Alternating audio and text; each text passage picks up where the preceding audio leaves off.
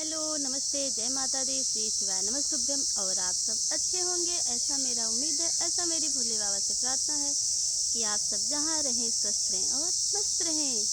तो हम लेके आए हैं एक बहुत ही अच्छी कहानी वाला चुटकुला गीत जो आजकल ट्रेंडिंग में है। जिसने भी अयोध्या का दर्शन नहीं किया वो सबकी ये मतलब मांग है अपने अपने हस्बैंड से। तो हम लेके आए हैं, कैसा लगेगा बताना ज़रूर। हो बल में हो कब चलबा राम जी के धमवा, बल में हो कब चलबा राम जी के धमवा।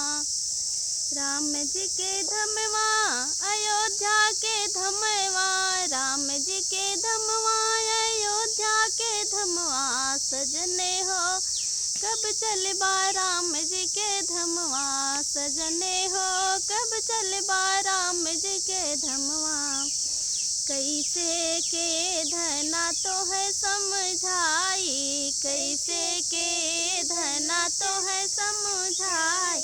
माई ओ बाबू मोरा जई है ऋषियाई, माई ओ बाबू मोरा जई है ऋषियाई।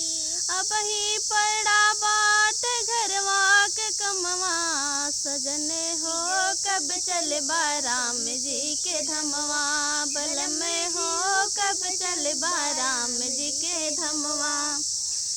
बल में हो कब चलबा राम जी के धमवा।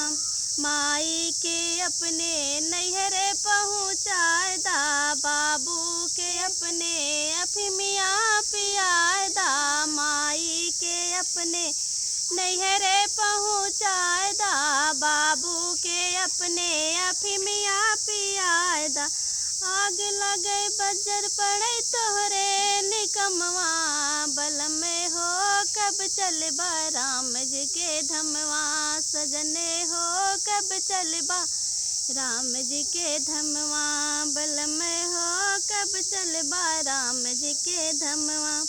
कैसे के धना तो है समझाई, कैसे के धना तो है समझाई। भैया और भौजी मोरा जई है ऋषियाई, भैया और भौजी मोरा जई है ऋषियाई।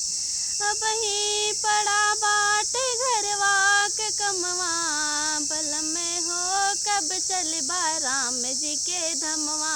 सजने हो कब चलबा राम जी के धमवा। भैया भौजी के अपने अलगवा कराए दा, भैया के अपने दुअरवा सुताए दा। भौजी के अपने अलगवा कराए दा, भैया के अपने दुअरवा सुताए दा।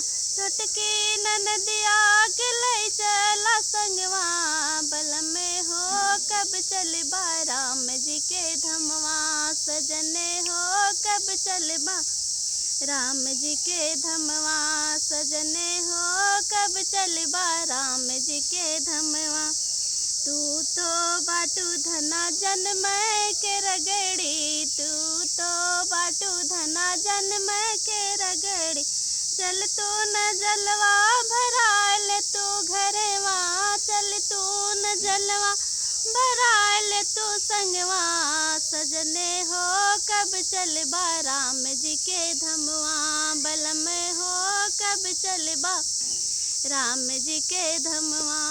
धन्यवाद। कैसा लगा मेरा गीत बताना।